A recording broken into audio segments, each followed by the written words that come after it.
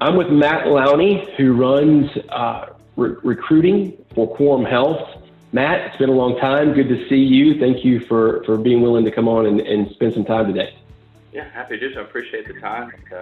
Always curious what you've got going on, so I appreciate it. I appreciate that. So let's jump in. Because of the year and that we've had and all the things that are going on out in the world, tell me a little bit about how you've run your position in Quorum and what you're doing currently in Q4 to end the year on a positive note. Yes, I would say, right, so Quorum's primary business is rural healthcare, either whether we own the hospitals or manage the hospitals, right? So same challenges, just different dynamics. And earlier, right, as they started eliminating a lot of the non-essential procedures, all of a sudden it became more of a staffing layoff, staffing management kind of game. So as a guy in recruiting, I was less needed, but also constantly asked how we're going to prepare, like when this thing comes back, how we're going to manage this. So my role, our role kind of morphed almost into one of, well, when we do ramp up, how are we going to ramp up? How do we bring people back? In what capacity and what cadence? And then also, is there an opportunity that exists, right? So your competitor across the street laid you off. Is there an opportunity for us to kind of recruit and upgrade talent? So I think a lot of the conversation's been what feels like a little like hurry up, wait, prepare, and what's the game plan? So I think that's the opportunity. I hope that's what other people in recruiting have a little downtime in the last 3 or 4 months have been doing. It's like, what are you doing to prepare for the uptick, inevitable as it is? And frankly, have seen that, right? That's been going the last 2 months. So the end of the year, I think, is it gets a little softer. From recruiting, people just don't change jobs, right? So I think, again, it's a lot about preparing next year. We understand that there's a lot of pressure on executive talent.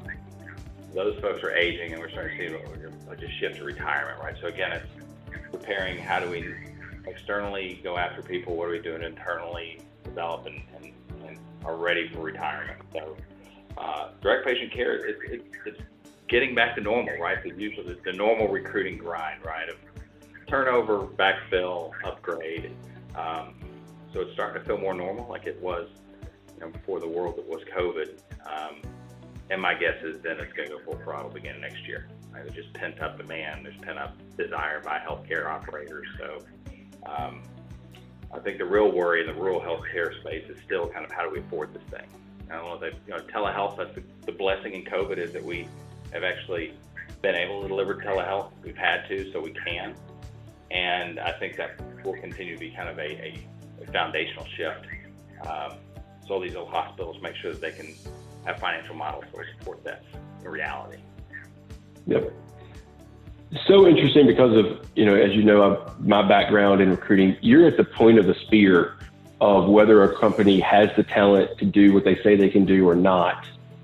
As you're talking about people beginning the process of retirement and you're backfilling with the next generation of talent through that process and really building fundamentally the platform that your company is able to do its job on.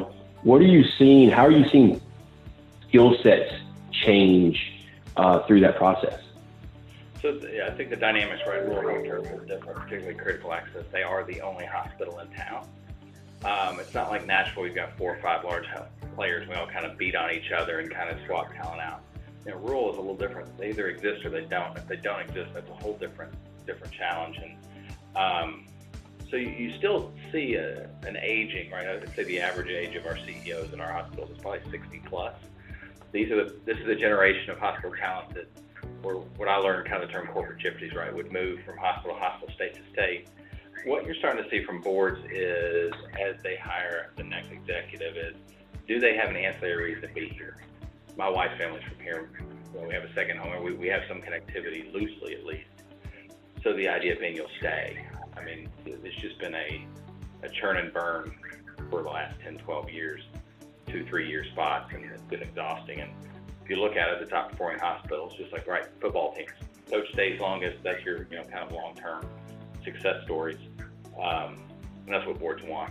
They don't want to be in this game of a new CEO every 3 years. So it's been interesting, the conversations around, the boards have gotten smarter around asking, more nuanced questions around skill sets, less about age and years of experience, and also why do you want to be here? Right? You see more and more of that, you know. So I think that's what's felt different.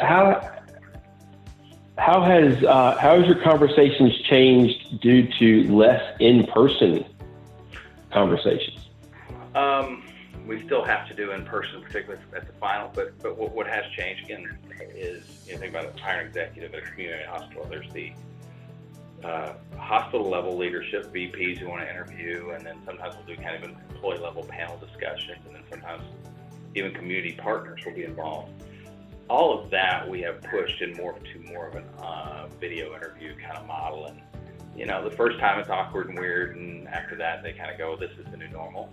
I've been really impressed with the, I guess, their willingness to do it. They've absorbed this reality more quickly than I thought. And then we get to the point where instead of bringing a number of people, we're really down to a 1, maybe 2 people, final interview, come on site. But even in the reality of that, it's like, hey, we have one conference room. We've even had hospitals who, in between meetings, will actually clean it, right? And so the employee, you know, used to be you take the candidate and make the rounds on the hospital. You're seeing less of that, just kind of sensitivity of like, okay, you flew here, you're gonna go sit in a room all day long. We're gonna cycle our interviewers through to you. So the mechanics have changed, but at the end of the day, they still have the board, the final decision makers still like to, you know, I've yet to have a board hire somebody without meeting them in person. But it's a lot more efficient. I hope that's a learning lesson. Like, it's a pain to have somebody come for 3 days, position schedule, oh, this guy all of a sudden his wife's sick so he can't come. Well, if you were a decision maker, well, what are you gonna do about that? Like, it's virtual, right? You just change the phone number, you find the time of the call. So I do hope that's made this thing more efficient. I think that's what I'm hoping the learning lesson is. It's just one of, like, we can't actually do it this way. On that, what are you doing from an analytics standpoint to go, is this better than it used to be, and how are we going to track that?